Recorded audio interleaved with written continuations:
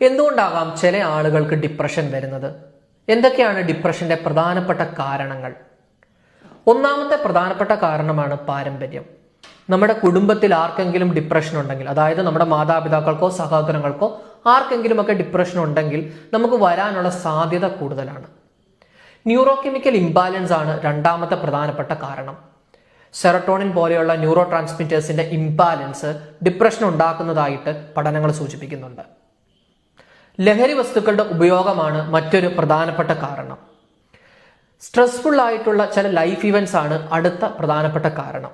ഉദാഹരണമായി നമുക്ക് വേണ്ടപ്പെട്ട ഒരാളെ നഷ്ടപ്പെട്ടു പോവുക, അതല്ലെങ്കിൽ ചില ബന്ധങ്ങൾ തകർന്നു പോവുക, പരീക്ഷകളിൽ തോറ്റുപോവുക. ഇങ്ങനെയുള്ള സ്ട്രെസ്ഫുൾ ലൈഫ് ഇവന്റ്സ് ഡിപ്രഷൻ ഉണ്ടാകാനുള്ള മറ്റൊരു കാരണമാണ്. ഏർലി ചൈൽഡ്ഹുഡ് എക്സ്പീരിയൻസ് ആണ് മറ്റൊരു പ്രധാനപ്പെട്ട കാരണം. ചെറിയ പ്രായത്തിലുണ്ടാകുന്ന ട്രോമ, ചെറിയ പ്രായത്തിലുണ്ടാകുന്ന സെക്ഷൽ അബ്യൂസ് അല്ലെങ്കിൽ ഇമോഷണൽ അബ്യൂസ് പിൽക്കാലത്ത് ഡിപ്രഷൻ ഉണ്ടാകാനുള്ള സാധ്യത വളരെ കൂടുതലാണ്. ഡിപ്രഷന്റെ ശരിയായിട്ടുള്ള കാരണങ്ങൾ കണ്ടെത്തി കൃത്യമായി ചികിത്സയെടുത്താൽ പൂർണ്ണമായിട്ടും മാറ്റിയെടുക്കാൻ പറ്റുന്ന ഒരു അവസ്ഥയാണ്.